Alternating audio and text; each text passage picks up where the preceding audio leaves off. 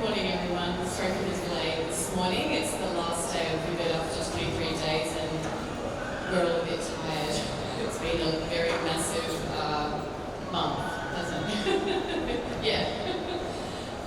So welcome. This is the last of our Vivid Ideas at Chatswood Chase talk series. We've had a talk here every morning for the last 22 days during Vivid. Today is a talk that is come from me working with these artists for a couple of years and witnessing how they create their work with Chinese manufacturers, taking their work to Chinese festivals, and I thought it was a really interesting idea that for some other artists to actually hear how these artists work across the continents. We've got Tianli, Dr. Tianli here, who's created a beautiful piece for BBC at Chatswood called I Dance With You, which are the big wings in the Chatswood Mall. We've got Simone Chua from Amigo, who's created the fantastic trumpet flowers in the centre of Chatswood Mall. And then I've got Drue, Chiam and Chen from Kaleidoscale Marcom, which is a curatorial practice based out of China. And I believe we've worked with Simone, and they've come to Vivid to check out artists' works and to probably take them to festivals around the world. So everyone's going to talk about their practice, there's some slides, and then we'll open up to questions at the end. So I'll hand you over to the artists. Actually, I'm the first one to talk. Thank you everyone for coming. I recognize a couple from the audience. Thank you so much for your support. First of all, I want to thank the festival producer, Julia Rosa, which is introducing us, for asking me to create the work for Vivid Sydney at Chatswood.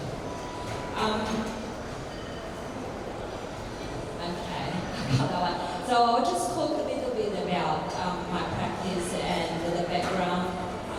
As me, I started doing art when I was little, and at the age of 15, I went to the art school. It's a high school attached to the Central Academy of Fine Arts in Beijing, the best academy.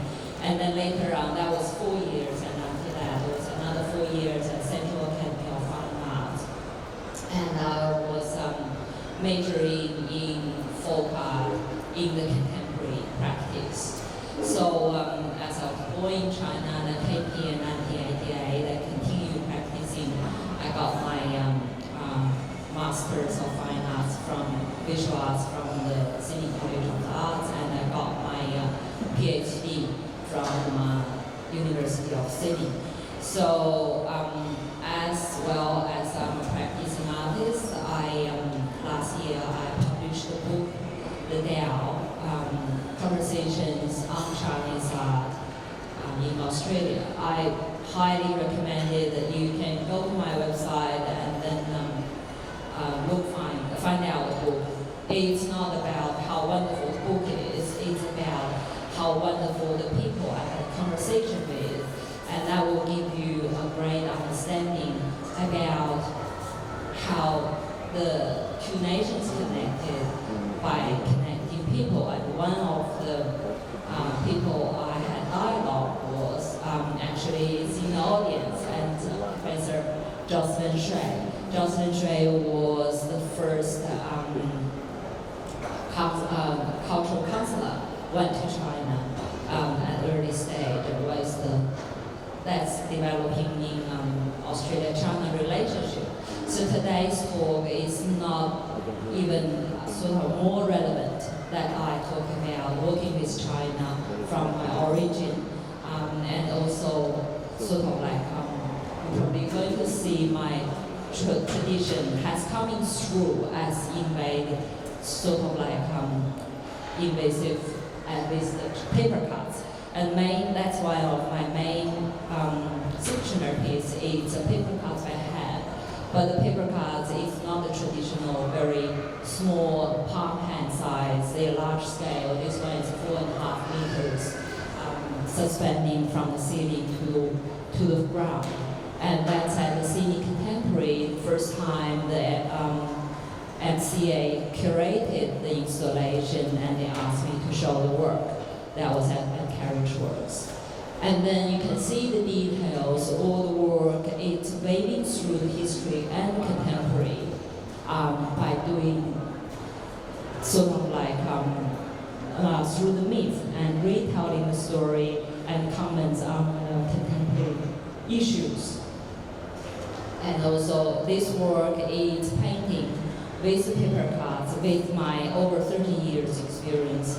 Without my living in Australia, I mean this work will not be able to produce. So apart from my painting and the drawing work, one of the key elements you can see through is about the interplay of light and shadow. So into the public art, I'm mainly showing the public art. That's in the Chinese New Year Festival. That's over 10 meters and 3 stories mahjiang ox. So sort of like it's a large scale of show at the Chinese festival. And that's a different, it's playing a private game, which was not allowed during the Cultural Revolution, but bring it into a public space. So that's the approach that I always like to interrogate. And that's in 2016, I think. That was in Lytton, Canberra. So I was asked by the National Library of Australia to do this work. And that was a 3 episode at the base, again, with my paper cards and manipulating with the theme. That was Year of the Monkey. And another work was Year of the Rooster, was more intimate, not great, it's only about 2, 3, 5 meters tall, using traditional folk musical instruments to pentatonic roosters to produce. So, and then another work is also, that's a permanent sculpture to commemorate it's a war memorial, so it's to commemorate the Australia and China friendship during the war, that how Australian went on strike at the Port Kembla, stopped a shipment that of iron that they potentially could make into the weapons to against the Chinese. So there is a huge amount of humanity and through the work, and I found it was very privileged to be able to do this work over open court competition. This is back to I Dance With You. You know, the first of the I Dance With You outside, you see the light and the music installation actually was created in 2018 by the request by the Powerhouse Museum, as they were showing the 140 years Asian collections. They asked him a piece that can connect the history to present, so I connected this work. That's a detail of the work, and of course that's work done by hand cutting and the light projection. So when I was working with the festival producer, Juliet, we were talking about how we can realizing that my signature piece into this space, and to me that moment was a huge challenge because it's about pushing boundaries, I would say, to bring a music piece to public, to create the content and the immersive experiences to shape and reflect not only my identity, but also to call the public across both physical and spiritual spaces. So that was a challenge. To achieve this goal, you know, you need creative vision, you need to work with people, you've got to know your resources, and you have to have the skills which developed over 40 years. So that's what's the thing. And then as you come to see this work, and I'll just briefly mention 4 important parts. That's why I'm working with China on this piece. I mean, one of the challenges, realistic thing is budget. Okay, the ox, ma jiang tao, you see, actually that's a couple of 7 figures, you see the work. And I was disappointed because even with a great team that was manufactured in here, each light was embedded individually. Actually, no one has ever seen it realizing in real space. The light was never come out as programmed. And the second work, I was also kind of like feel not complete. It was the pentatonic roosters, because the space was down Chinatown, Dixon Street, and it was just so noisy. And my composer, and also has happened to me a favor, my son, his music was not heard, was absolutely just buried. I mean, I love the crowds, I love the public, but the music, it just didn't show.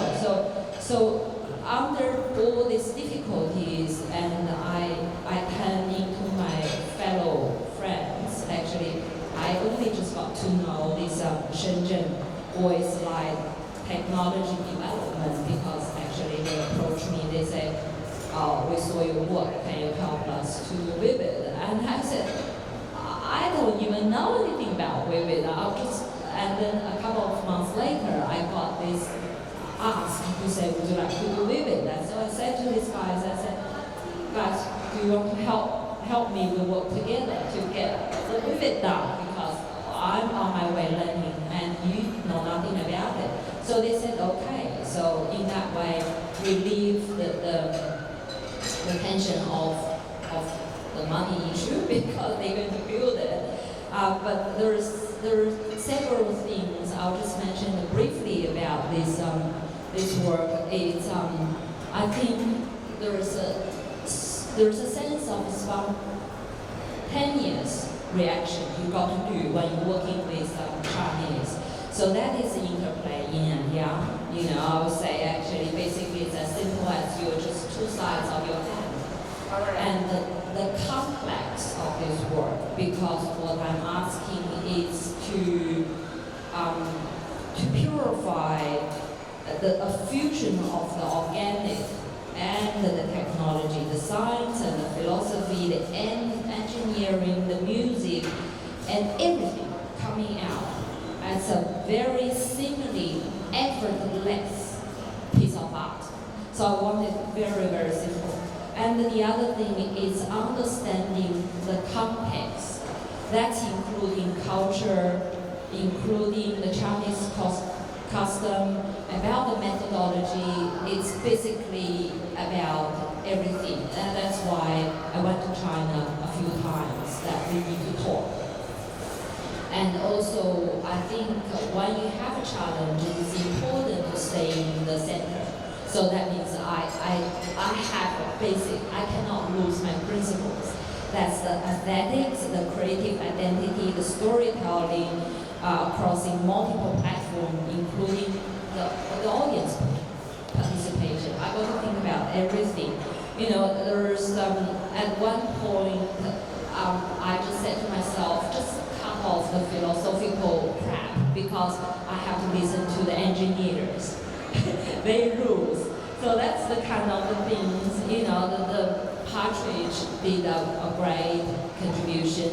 At one point, even I say I cut off my crap, others still say, no, you got to help me to do this. And Nikki beautifully did it, because I said, it's a win, I want it free.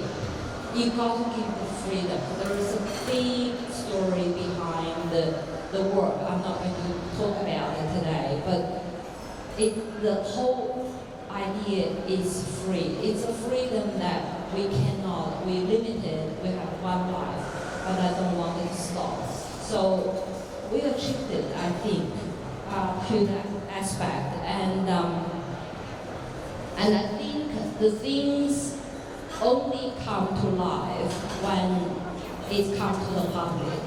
And I was very, very sort of like humbled to this opportunity. And when the audience just come and they just stop, they don't even need to read the title, I dance with you. They came and they just started to dance. And the people, young people, and some teenagers, I haven't myself, I'm going to do it tonight, just laying on the floor. They just want to grow the wings. I mean, these kind of things, when the work is bigger than the artist, I mean, this is the most incredible experience. And I would just really thank everyone. And this work, it cannot be happen with these things. So after all, doing the work, I made some snapshots on my iPhone. I have a very old, terrible phone. So the next video you're going to see is going to be a bit blurry, but and also want to thank, I did a behind the scene video for everybody to see, and I also want to thank again to the composer myself, who has been always standing behind this. Till the work is finished, he composed the music for the following work, so hope you enjoy.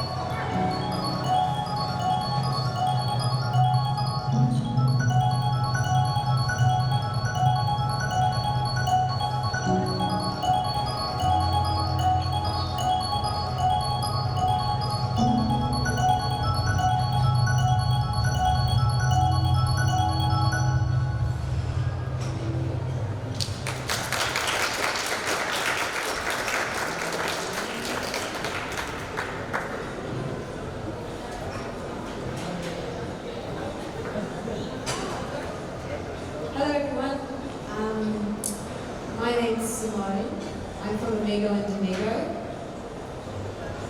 See if we get the one. So I've been doing this kind of work for about 6 years now, and have been involved with Vivid Sydney Chatswood for the last 3 years. So this is the third year, and it's really nice because the audience over the last 3 years has become more engaged and a lot more people every single year. And this is the first year that we had a collection of lots of different artists, and so it was nice. It created a really nice exhibition this year. So a really dynamic. So I'll just keep talking. Fantastic. So I think my experience as a Chinese Australian artist is quite different to Tianli's, because I actually grew up down the road in Castlebrad. And my father is Singaporean Chinese, and my mother is Australian. And when I began my work 6 years ago, I didn't think so much about my heritage. I didn't explore it as much. It's sort of just, it's part of your identity and it's part of who you are. I think reflecting on it now, it has informed, my aesthetic, of course, because it's part of my identity, but in terms of explicitly exploring it, it wasn't until I worked on the project for the City of Sydney for the Lunar Lanterns, which is this project, one of the works. We had two works. One for the Year of the Rooster, which was shown outside the Drue Opera House, and also created a snake as well. So two of the Lunar Lanterns. And that was the first time that I met other Chinese artists, really, and got to talk with you and experience your practice and explore my heritage a bit more. So this was actually right next to Tianli's box, so that's where we first met. And these were 8-meter roosters. It was just the most exciting project. It was the first time, it was outside the front of the Opera House, which is like, you're like, big tick on that, that's awesome. And it was, the idea was we wanted to create a contemporary version of the Lunar Lanterns. So traditionally lanterns can be quite traditional and static. And we wanted to create something to look at the characteristics of the animal but give them movement. And so the idea was that these two roosters were engaged in a dancing fight. And they were, each feather was an artwork that we created every single feather, and we placed it specifically. One rooster had the elements of fire and purple and warm tones, while the other rooster had more blue and green and water tones. So it was like these two elements engaging together. This was on display for the Drue, was it 2017. And every year it comes out every year, it's still out there. So next slide, please.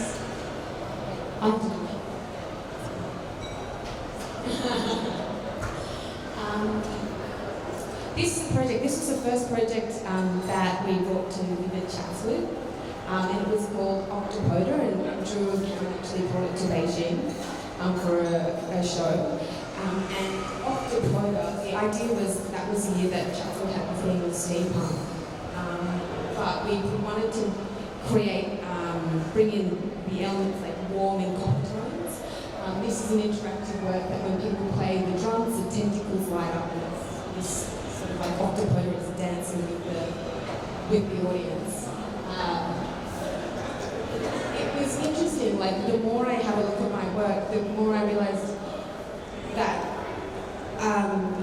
the things I love to bring to like interactive art public spaces is not only to have people physically engage with the work, but to create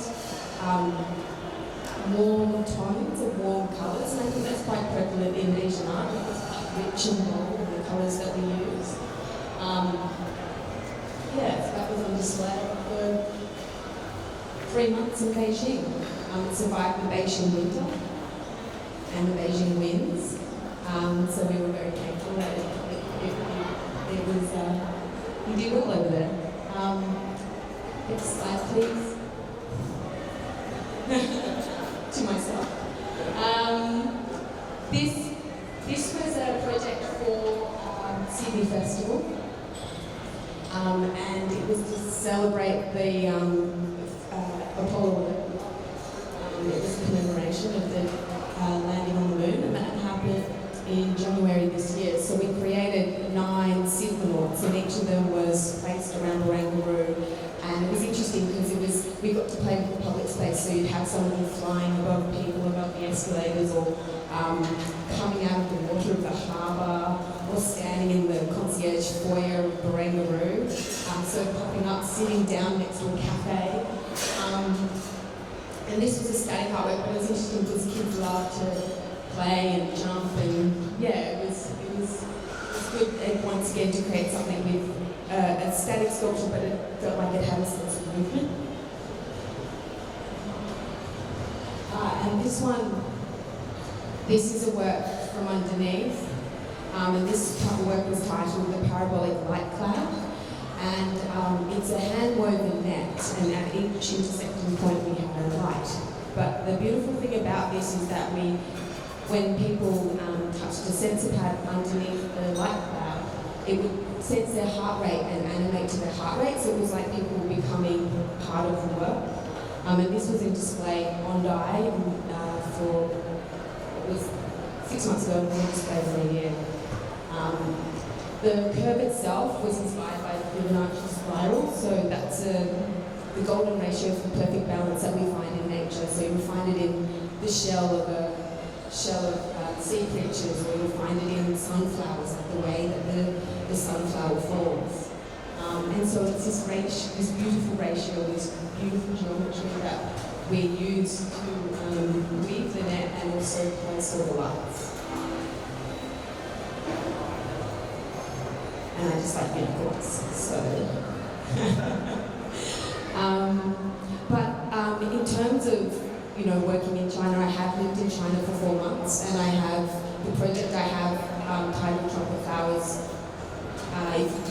up from Tianli's work in the middle of the arcade. That was something that I produced in China as well. China is a wild place, the Wild East. Drue will tell you all about it. It's wild. I actually lived there in 2014 the first time to produce the work, and I lived in Shanghai. And it made me understand my father more, I think, by being there. It's really exciting in terms of prototyping, and as an artist, that capability and the access to materials and the thing to prototype, see what ideas come into fruition. It's endless. I worked out of a factory in China, and it was this old traditional Chinese warehouse with the curved tiled roofs. And it would be these guys who were about 70 years old, and it was all family run. No one spoke a word of English, and I had a translator with me. And after the first day, they were looking at me going, oh, she's doing it wrong, she's doing it wrong, don't do it like this, but they couldn't express it to me. So there was this one old guy that I became quite close friends with, and he had a twinkle in his eye. Anyway, the next day he comes back with a book, and he's written down the Chinese version, and then he's gone online and found the English translation. And it was things like, no, I cannot do this. No, you are doing this wrong. So it was, funny how you go in there and you have all of these ideas about, ways of working, and then people show you new ways. I think you're best to talk about this. But I love working in China. I think it's... Actually, I would like to comment here that you were having so much trouble in Shanghai that time in 2014 was because you haven't met them. Yeah. You didn't have me. So I think, China it's fantastic. Thank you, everyone. Thank you, Simone and Tianli for sharing this morning. I hope everybody's still awake at this point. lot to share, a lot of experiences and insights to share, because there's a lot of like people having the wrong ideas about China, whether it's political or culture or language or scary stories that we hear or scary videos that we've been watching over Facebook. By the way, I'm Drue. I'm going to stand up. I'm Drue. I'm from Singapore, but I've been living and working in China for 8 years now. So I moved from Singapore, Singapore, to Beijing. A lot of people say, hey, Drue, why do you want to do that? But apparently, we all know deep down in our heart right now that this country, China, it has exponential growth. It has exponential opportunities everywhere, even for artists and even for art. So that was how I started.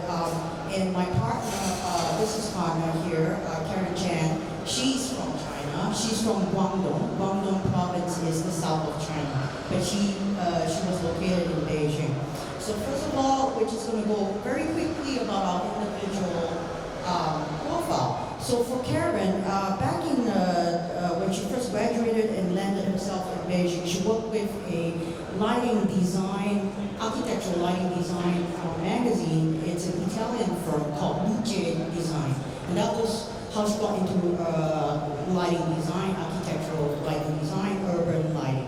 And then there was an opportunity that she come with light art. Okay, it's a little bit confusing. What is light art? Light as in the weight? No, it's light as in like lighting. So I don't know how the term came about. Everybody started using light art, but it just means lighting art. And Karen was asked by the Beijing government. You know, Beijing, there's many districts. One of the districts like Chatswood. It's a district called Chiam. Dongchen is a very big old district in Beijing. It's where the Forbidden City is. So you know, she was asked by the government to explore this phenomenon that was happening in Lyon, France. It's a Lyon-like festival, and this phenomenon that they heard about way down under in Australia called Vivid. So they say, Karen, please go and explore this phenomenon that's going on. And so at that time, the Australian embassy was trying to all pally with the Beijing government, send Karen to Vivid City back in 2010, just to meet up with the New South Wales and the whole festival directors from before. And she studied a little bit about Vivid City, the blueprint of Vivid City, how to run and organize and produce a like festival or district. And then she was sent to France, to Lyon, to also learn about the blueprint, about how to manage a scale of like festival like that. And for myself, funny thing is the both of us are not artists. We never studied art. We don't hold any degrees in art or curator. She graduated with a degree in journalism. I graduated in a degree called mass communication. Yeah, that is non-existent anymore. In this new age, nothing is mass communicated anymore. Everything is instantly communicated. So anyway, back to light art. So what we do here is on the left, we have, what is light art? We have sculptures. We all know there's many sculptures in light art that we see along in Vivid City. Then you have landscape light art. So a lot of people, like the botanical gardens, you have fireflies on the field. So they change the whole landscape with light art. And then we have interactive. And then interactive, we have Simone's work that you go and bash and smash. And you see, you can control the light, you can control the installation, you can touch it, you can see it, you can hear it. There was one work in the botanical gardens, I think it was a beehive or something. Apparently when you play with it, there's some smell that comes up. So now we can also smell light art as well. Interesting, very interesting. And then we have projections. You've seen all those big projections down at the Customs House every year, the Sydney Opera House. These are projection light art. So they map out the architectural building, and then they projections. But of course now we also have projections that are interactive as well. There was a couple of installations down at Vivid that it's called Gu. It's very close to Dali Harbor, right? Or is it something like that? Yeah. Okay, so it's called Gu, and then you stand in front of the installation in scanner. It scans your silhouette, and then it gets projected onto the building, and then you start playing with your own silhouette, something like that. So that's an idea about projection. Digital, a lot of immersive digital artists have emerged in the last 2 or 3 years. Another new exponential growth in this. It means that we go into a dark room or a dark space, and then suddenly the whole room starts interacting with you. You hear and you see things happening in this room. So that's also a digital immersive experience. So for our company, basically, we curate, and then we procure also for permanent installations, and then we commission some artists to do some work as well, and then we design installations for our clients as well, and we produce. So we produce for some artists, and we have collaborated over the years with many famous artists around the world because of shipping issues. They would not be able to ship like 6 weeks on sea or 12 weeks on sea, and then they will have lots of opportunities elsewhere in Europe while their installation is floating around in the sea, heading towards China. So that's an opportunity cost right there, right? So we produce another set for them, and so that's basically most of the core of what we do. And this is the yada yada yada that I just said about Karen, and that's me, all the yada yada that I said. Oh, and basically we are both members of the Lighting Urban Council International. It's an international bandwagon of lighting designers, festival directors around the world. So, oops. Okay, and we're going to get into the real stuff now.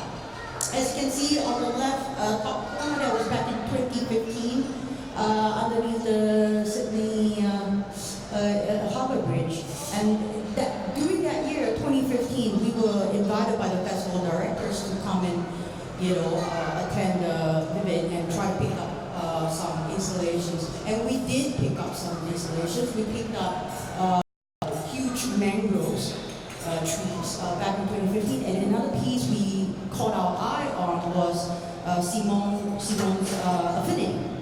But apparently in 2015, for some weird reasons, we lost connection.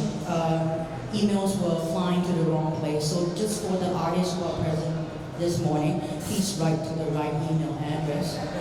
Please spell kaleidoscale.com correctly.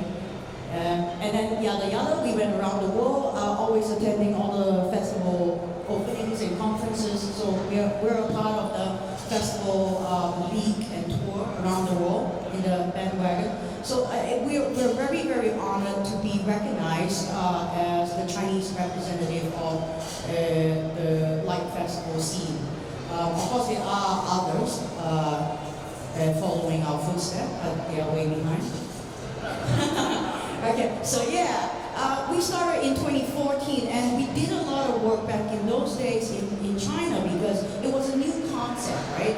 They did not understand what is live art. And we spent a lot of time educating, whether it was the public, the media, the clients, the government. So we spent a good amount of time educating the whole industry. And like everything else in China, it grew exponentially. But we didn't grow exponentially, but just the demand went exponential. So just very quickly go throughout the years what we have curated. We have curated some masterpieces. This was a huge masterpiece from Belgium called the Oval. We built it in the Ditan Park in Beijing, and we built like a pond, a temporary pond to reflect that. So I'm just going to go very quickly, just to show you what we dealt in. And back in those days, 2010 to 2013, you think about it, that was before LED LEDs were getting smart, and before all these tech comes in, and sculptures were already amazing. In those days it was pure beauty. And later on, our light festival festival in Beijing that was backed by the government with 30 international art pieces in a dark park. That's like the best kind of situation for a light festival. It was cancelled after 4 years because apparently China has more ideas about how to spend their money elsewhere. Yeah, so we'll keep it at that. No. They wanted to spend more money on infrastructure, on hospitals, yeah. So art was like, yeah, you guys are like doing a great job. Thank you for your service. Yeah. Okay. So 2014 on, we work with commercial districts, like something like Chatswood, like a CBD area or shopping mall area. So they like stuff like this to get the crowds coming in, having a good time. But we spoke to a lot of artists at that time. How do you feel about instead of like displaying your art in a park and then moving into a commercial entity? And most of them said the same thing to me, Drue. I don't care whether I'm in a park or in a mall, as long as the public can see it for free. You know, as long as the public do not need to pay to come and see my art. I was so humbled and touched. And then we went on steroids with that. Okay, so we went full on with that, and we went crazy. And this was by a New Zealand artist who worked very closely with New South Wales. Every year he will be back. Is Angus Meir from New Zealand. He's always here every year. And then we have the French artists, of course. And Karen's art as well. These are Karen, my partner. She's also an artist because she worked long enough and she got inspired to do her own work as well. But these days she's been lazy. So for the last couple of years, everybody around the world has been asking, so where's Karen's installation? We're busy curating, busy organizing. So yeah, and then we went to Shenzhen, like something like circular key, around the Bay Area, the whole world. So we're going to go very quickly. You just want to see all the crazy, wild things that's happening in China. That Simone mentioned how wild China is. So you can see some familiar pieces that, these are actually very famous masterpieces, sculptures that do the whole Light Festival lead back in those days, Yeah. And we got them in and it went phenomenally crazy. The media went crazy with it. And so it was how it grew to an extent that China just wants installation now. Really, yeah, all the time. Whether it's for corporate reasons or for art or for malls or for commercial, they see it as something that is very contemporary. It's very millennial as in like the kids nowadays, they're Instagrammers all the time, so their instant gratification is right there happening for them. So this is a very famous piece by Jen Lewin from USA. If you type it in Google light art installation, this will probably pop up as one of the top search. It's called The Pool.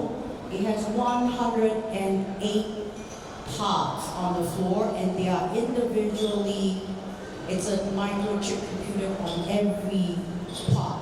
So it's not only interactively happening with all 108 with them, they are also individually interacting with the person standing on top. So, and still, she built this back in 2008. And now it's currently 2019, and it's still very current. So can you imagine how forward she was? And you think that it's very simple, it looks very simple. But it's all about the experience. There's no other piece in this world right now can accommodate 108 persons standing on one piece and still individually interacting on your own and with each other. And that she built this 10 years ago. Right, so we move on, and very quickly you see this is an aerial shot from the top of how the pole looks like. And then on the far left, you see those angels there. They're built by our good friends from Israel and Germany. They are also the Light Festival directors of Jerusalem. Right, and that's Jen Lewin. Right. Okay, and then this is the next masterpiece of the wall. Everybody knows this piece. This is called 1.26 by Janet Ackerman. If you Google light art sculpture, this will also be the next thing that pops up. A lot of results. This went around the world, more than 46 countries. It's a floating net. It does not illuminate. The illumination comes from floodlights and power lights, right? And it comes in, like you've seen this, and then you say, oh, but I saw it in different shapes. Back in Singapore, it was over a field, so it was like flat, and everybody could lie underneath it. In Amsterdam, it was over the canal, so it was like the boats run underneath it. In Montreal, it was something else. And in Sydney, I remember there was a picture way back when, I don't know when. In Sydney, it was in this form, like from the top of a building coming down. So when I had to install this, obviously I didn't do the rigging myself, but I was a big part of the brains behind this. Geez, I don't want to tell you if bureaucracy about permits. Oh my God, you Australians have it easy already. You know, you can imagine having to hang something on a rooftop with truss towers on a 40-meter tall building truss towers or 15 meters high, rigging it across roads where cars will pass, and then go on to another park to do another truss towers. It was a nightmare, and I almost took my passport and ran away. Almost ran back to Singapore. But we stuck it through because we believe, Karen and I, we have big dreams, yeah? We always want to fulfill our bucket list. We have a bucket list of installations that we want to fulfill in China, and this was one of it, and we're almost there. We're almost there. We're going to check it. And so we had to do it. And the weather conditions in China, it's very, very extreme. So in Beijing, we're up against like different seasons. They have extreme weather.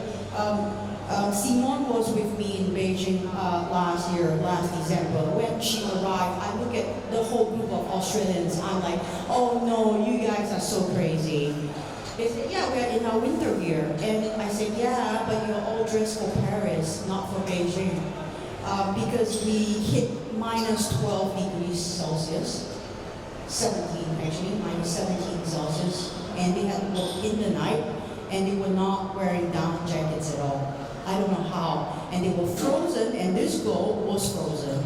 And I had to give her thermals, I had to drag her, I had to bring her coffee, you know. And the fingers were all frozen. They could not work, but they had to because I was whipping them every day.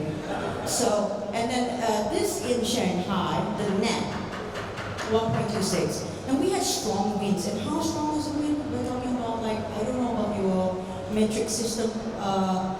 It's probably like 50 meters per second. 50, I wouldn't be there. I'll be the first one around. Okay, 15 meters per second. I think if you transverse, you'll get 70 kilometers per hour, probably.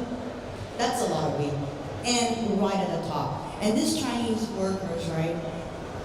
It's amazing, but they have very little fear of heights for their own life. You know, and they are rigging right on top with their helmet and everything, and they have no idea how strong the wind was. It was just that they couldn't hear anything anymore. And we were all screaming in the walkie-talkie, they could not hear, and we were all screaming at them to get down because we just received the alert of the weather report, but they could not hear. So this is how hot the Chinese work. And eventually we got them all to come out, right? Because it's very dangerous. But everything all went okay, it's just that it was a lot of rain. So Shanghai is a lot of rain. So your artwork needs to be super duper waterproof. And when we say super duper, it has to be IP68 at least. Wire connectors, everything. Your LEDs, your LEDs, everything. In Beijing, you're up against snow, hailstorm. We have hailstorm, hail as big as golf ball sizes. Yeah. And so we did more work in Shanghai, and this was another tough installation that I want to talk about as well. As you can see, this is like huge arches, and it's spanning across a road with cars underneath it. So we did this ourselves, we designed it ourselves, and we built it. And like all bureaucracy, everything was nice and smooth until we got stuck with the permits. But the interesting thing was the district mayor was the one who wanted to do this. He was the one who said, I love this design, I want it. But the little other agencies, the government agencies, were holding up our time, like the fire department, the traffic police, I don't know, like the environmental agency. So by the time I got the go ahead, I only had, listen to this, 14 days to set it up. But I haven't built it yet, mate. I haven't built it yet. Why would I build something this massive? Who's gonna pay for it if they say no? So I bought 30 tons of steel, and nobody could supply 30 tons of steel to me in 7 days in Shanghai. So I bought relatively all the steel that I could find in the south. And I bought like close to 500,000 LED LEDs. Million as in the quantity, the dots, the pixels. And everything was super duper fast. But with all these tons of steel, I still have to bend them, right? I still have to, so it was crazy. It was crazy. I was having a heart attack of my life. Every day we could not sleep, we could not eat. We lost like 5 kg each person because we have this saying, you do, you also die. You don't do, you also die. Both ways you die. It's a double-edged sword right now. You don't do this project, the mayor's gonna, be very disappointed. And you do this, you're killing yourself as well. So I don't know. At that point we were so disappointed with ourselves and life. We don't know where we're heading, whether it's gonna light up, whether it's gonna be safe enough. Yeah, because it's not a permanent installation. That's one thing that we have to talk about. It's not permanent. This thing weighs 2 tons. So how do you hold up something? And then the wind engineers who calculated the wind gave me a report that the highest wind in 50 years in Shanghai along this road, you have to increase the size and increase the weight. I'm like, why did you give me a report based on 50-year wind? I'm not gonna be alive. Can you do something like 10 years or something like the highest wind clocked in 10 years? Okay, so anyway, we did manage, and just as an idea of how much weight we packed in those little black boxes at the bottom, Land Rovers, right? Right, so you crush Land Rovers. I packed 5 crushed Land Rovers into a black box over there. So that's how massive this thing was. And I was very glad. It stood there for 3 months. Yeah. For the first month, every night when we go to sleep, we were having nightmares. I was having nightmares like that we will blow over, it will fall and crash and a major earthquake or something happen. And then into the second month, I was fine. I was starting to drink myself silly every night, having the time of my life party. Right, so, and this was the mangroves that I was talking about from Australia. We picked this up 2015. This set is actually built by us because the boys from Mermaid Waters, Brisbane, right? Mermaid Waters, Brisbane. They are very sweet. I love working with the Aussies because Aussies are very, very chill, very easy to communicate because we speak the same language. You speak English, I speak English, and because of the geographical Singapore and Australia is very close, we were like Commonwealth countries, so we think alike in a lot of ways. So they're very easy to work with. They are like me. I said, I have 3 shows for you in China. They said, go for it. And we went, we set it up, we built it for them, and they were just sitting down in Mermaid Waters, surfing and collecting their artist book royalties. while surfing. And I was doing all the job. And then I got a call from my mate down in Jerusalem, right? Jerusalem Light Festival. And he said, oh, I want those mangroves. I said, yeah, okay, I'll speak to the Aussie boys, right? And I called them, and none of them picked my phone because they were out surfing again. And I left a voice message. They called me back like 2 days later and said, yeah, you want to go to Jerusalem? Go. I mean, it's yours anyway, you know. And again, I did all the work. I went to Jerusalem, I built it up for them, I set it up, and they collected royalties from me again. Yeah, just like that. So, and then we did projections. This was a sculpture of a white rabbit. And what we did was we worked with a Portuguese team, who are also the Portugal Light Festival team. They did the projection. So what it does is it has a screen. You can paint the rabbit any way you want. But I concept this thing where at the end of the design, you scan a QR code, you download your own design onto your phone via the app WeChat. It's like WhatsApp, yeah, the Chinese version. And then from the WeChat platform, the clients was paying for this. Actually, we have all the data of how many people. Now we don't have your data. We have how many people actually uploaded onto their moments. And so this is like a marketing strategy for them. And I think that for your art to succeed, it's not about like selling your soul or selling yourself out, you know, but I think that it's about how you can strategize yourself to work your art into the daily lives of this millennial and this current, very current industry, you know, what it needs, you know. And this was a major hit, and it's right now being selected. It's actually already selected as one of the contenders for an international competition, something like that. Yeah, I think so. So probably next month or something we might get an award for this. Yeah. Okay, so now more Aussies. Yeah, this was in Beijing. As you can see, the octopoda from Simone. Yeah, right there. And you can see like most people are wearing jackets, right, and very thick thermals, but the Australians were not, so they were sick. And yeah, and Parrot Party from Zara, you know, yeah. And this was in Shanghai. We built this with our French artists who collaborated with us. So we built a lot of stuff with our artists. The reason is, I say this all the time, because whenever I ask them, so do you want to send me, you want to ship to me your installations, or do you want me to build it together? But I don't build everybody's kit. I pick who I want to build with. And they will say, yeah, it makes perfect sense, Drue, for you to build it in China. The LEDs, the LEDs, I'm not going to order it from China and send it to Australia and then put it together and pack it back to you, right?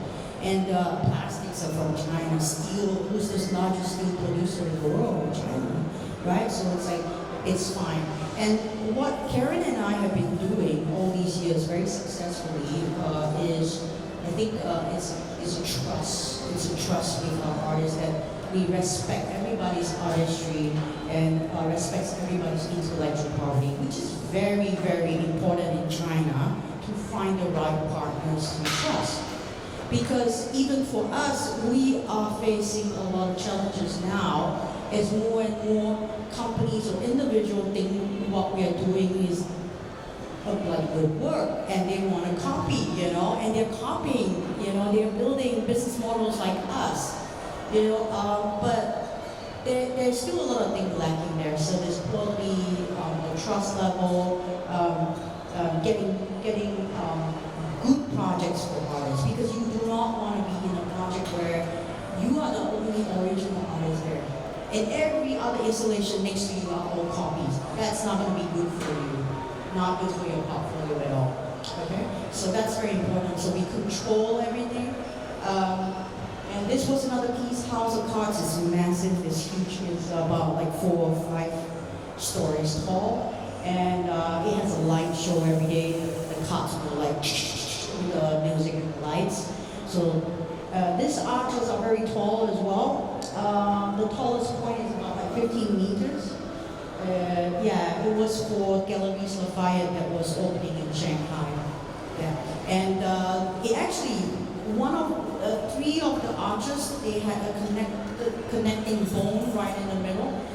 It broke off, the connecting bone, not the arches, but the connecting bone broke off at the end because you can see between the two buildings, there's an opening where wind will rush through. And that day, a sudden wind of 12 meters per second came, and it broke away. But the arches was still there, and it was swaying left and right. But the French artist, when I called him and I said, do you have any ideas how am I going to secure this thing? And he said, but it's beautiful like that, no? I said, like what? And then he said, like swaying with the wind, no? Isn't it more beautiful like this, no? And I said, not to the Chinese clients, they are freaking out right now, okay? So when it was safe enough, it was about 8 to 10 hours before the wind come down, then we could go up and rig, because rigging at this height, you cannot go up with like this kind of wind. It's actually illegal and dangerous. But for that 10 to 12 hours, the clients were going crazy on me, and first was crazy, then was emotional, then was threatening, and everything. It all went on for 12 hours.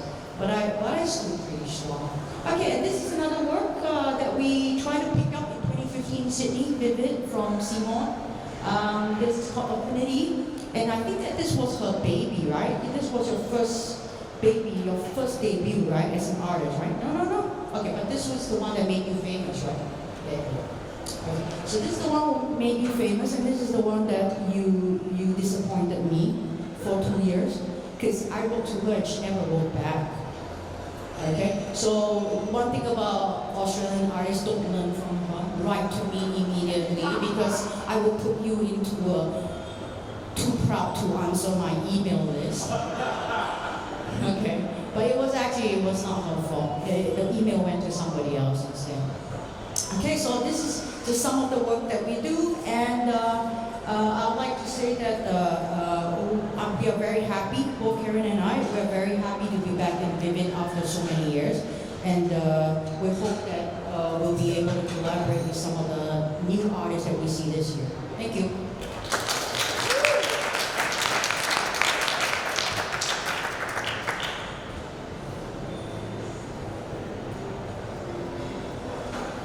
So I just want to let you know we've gone a bit over time, but it was so interesting. I just wanted to keep it going. But if you do need to leave, please feel free to.